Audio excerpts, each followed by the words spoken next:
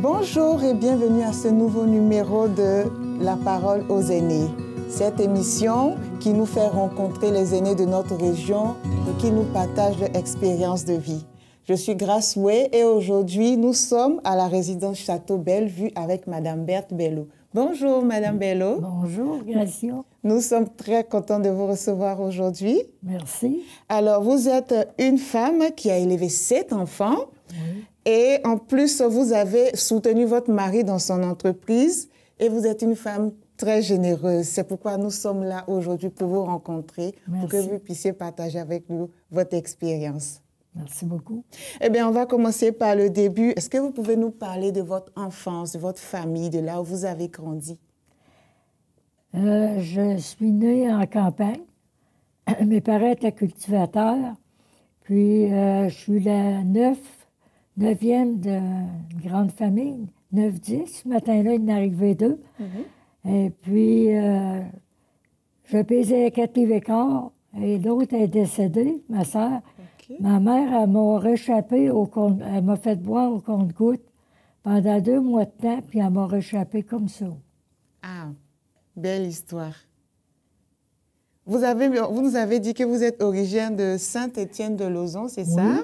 C'est là que vous avez grandi avec vos parents. À cette époque, je vois qu'il y avait beaucoup de travaux qui se faisaient physiquement, n'est-ce pas? Est-ce que vous pouvez nous en parler? À cette époque, on n'avait pas de courant, on n'avait pas d'électricité. Tout se faisait manuellement. Puis les garçons travaillaient plus fort que les filles, mais les filles, ils nous donnaient des petites tâches. Des petites tâches. Et à 6 ans, on allait traire les vaches. 6 ans, on allait traire les vaches parce que ma mère, il y avait 3 terres. Quand mes sœurs étaient parties, sur l'autre terre travailler, bien, notre mère, on rentrait les vaches à l'étable avec elle. Puis là, bien, c'est difficile de commencer à traire une vache. Fait que notre maman, elle nous commençait à traire la vache pour qu'elle ait les trions plus faciles pour pouvoir trier le lait. Et se traire le lait, fait qu'on a commencé Très tôt. Très tôt. C'est nous autres, on avait la job, on allait à l'ouvrage, on allait soigner les poules, on nettoyait le poulailler. Fait que, on a appris très de bonne heure. On était tout petites, mais on était capables. De le faire. Oui. Puis beaucoup de jouets, il n'y en avait pas dans ce temps-là. Non, il n'y avait pas de...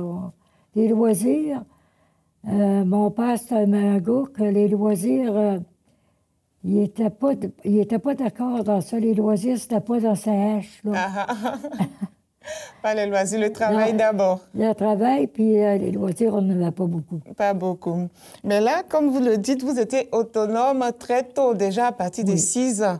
Pouvez-vous nous parler de la petite histoire des éclisses de bois à 6 ans, 5 ans avec votre sœur? 6 ans ou 7 ans qu'on avait. Mon père, il arrivait le soir, il regardait derrière la poêle. Puis il disait, les petites filles, vous n'avez pas fendu vos éclos.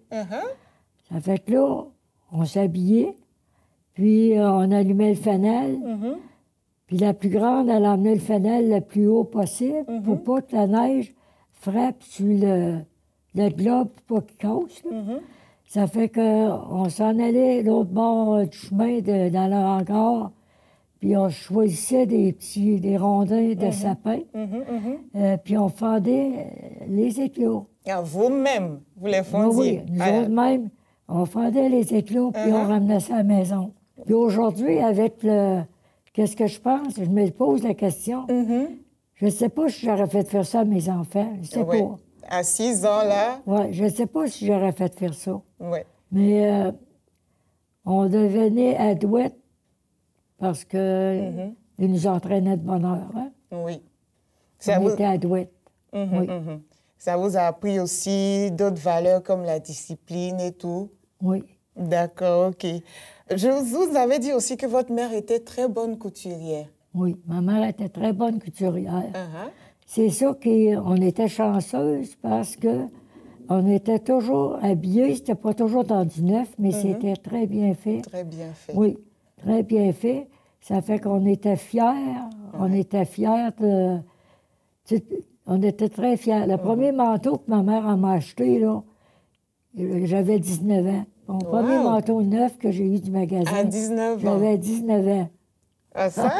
Je voudrais savoir quel est votre plus beau souvenir de quand vous étiez en famille avec les parents, avec vos frères et sœurs? Votre plus beau souvenir? Ben, je me souviens des beaux souvenirs de temps de Noël. C'était que on était autour du poêle à bois. Puis mon père, il achetait des pinottes écales. OK. Bon, puis là, on s'assisait, puis il nous écalait des pinottes écales. Puis après ça, les souvenirs, on a joué aux cartes. On a joué aux pichenottes, on a joué aux cartes. Avec nos parents, là, on a joué aux cartes. Hein? C'était une distraction qui ne coûtait pas cher, mais c'était plaisant. C'était plaisant. Oui. On était tout petits, puis quand on a commencé, mon Dieu, c'était des jeux, vraiment un jeu d'enfant, c'était les cartes de pique. Puis elle virait les cartes, elle donnait, puis celui qui criait, le premier 4 de pique, c'est lui qui gagnait. C'est lui qui gagnait. Elle nous donnait un bonbon. Oh là là!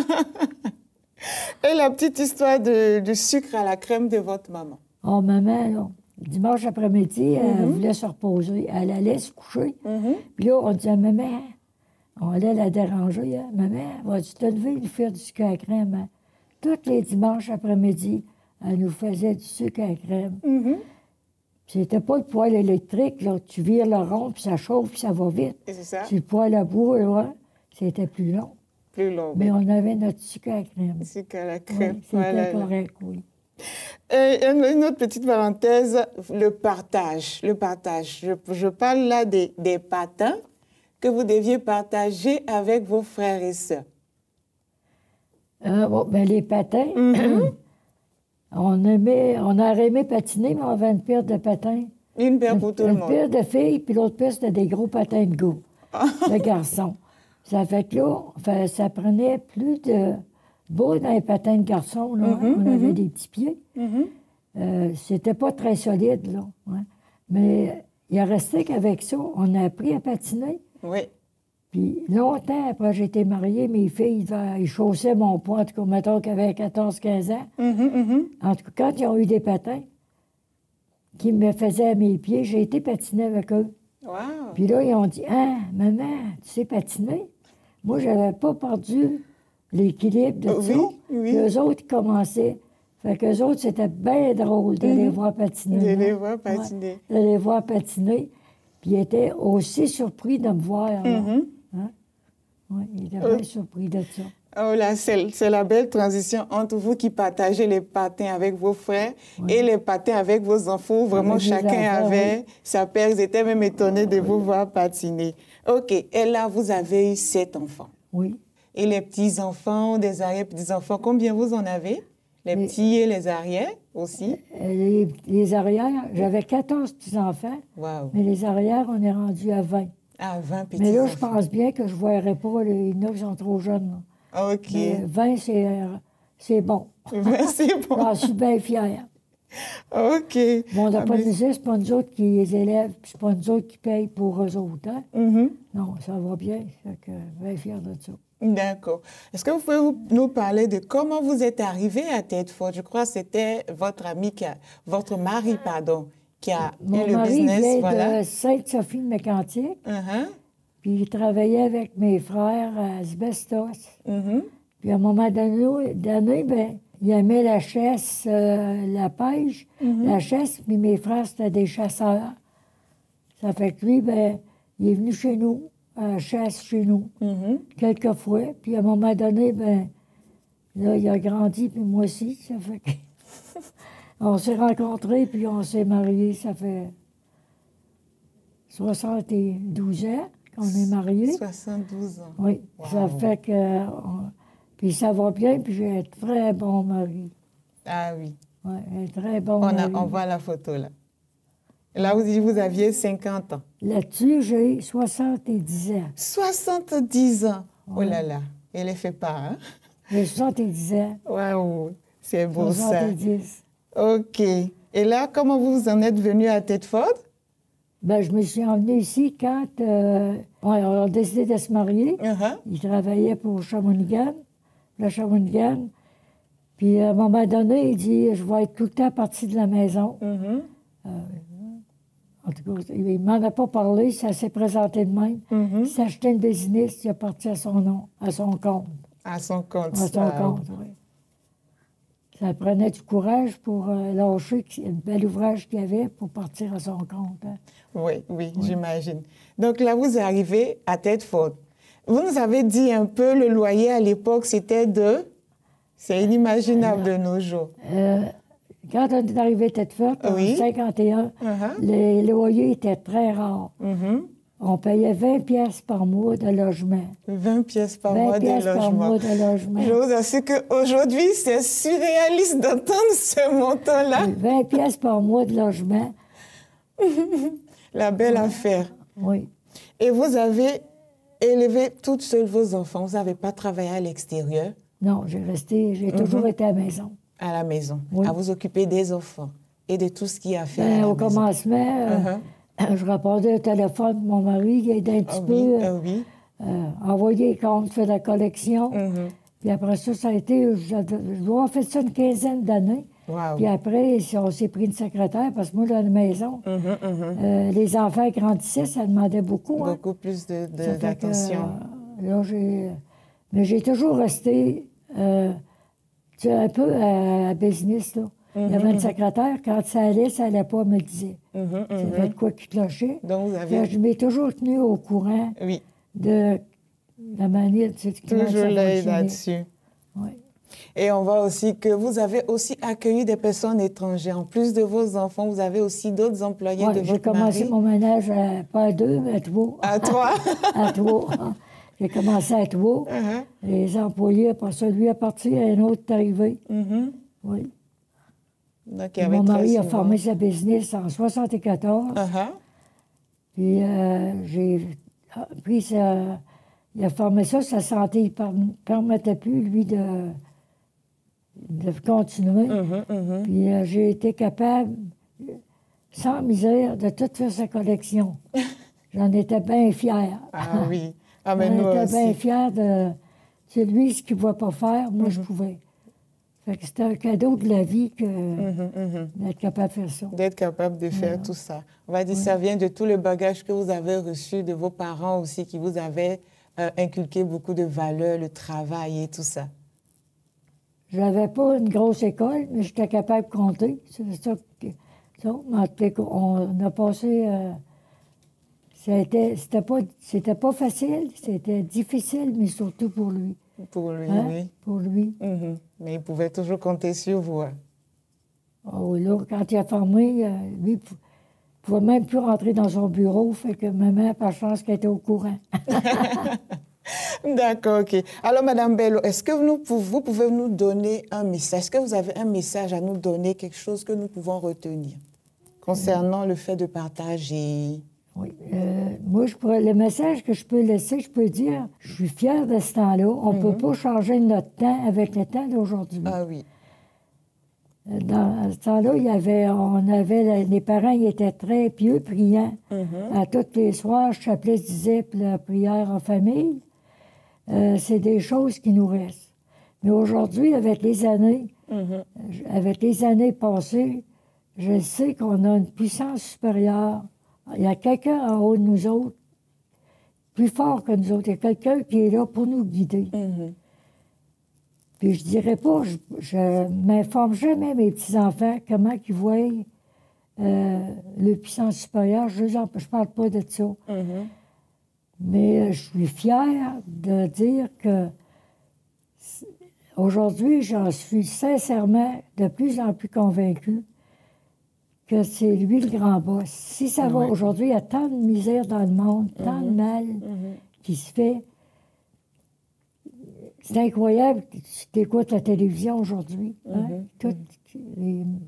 On voit rien de bon. Rien de bon.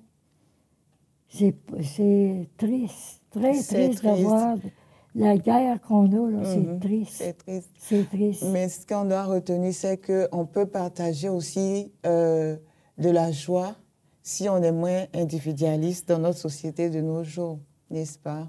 C'est ce que vous nous avez dit. Oui, parce qu'aujourd'hui, dans les grandes villes, ils ne connaissent pas le voisin. Oui. Tandis que quand on est, autant qu'on a été élevé, Oui. s'il y avait de la maladie sur le voisin, tu allais aider. On est allé. Tu sais, c'était la paroisse. C'était le monde était attaché à l'autre. Oui. Hein, était attaché. Puis on voyait, il y en avait qui étaient plus généreux, d'autres moins généreux. D'autres un peu moins. La mentalité, les foyers n'étaient pas tous pareils. Hein? Oui. Tu sais? D'accord. Oui. Alors, est-ce que vous avez pour nous un petit secret que vous pourrez nous donner à chacun de nous pour avoir une vie heureuse? Votre secret à vous.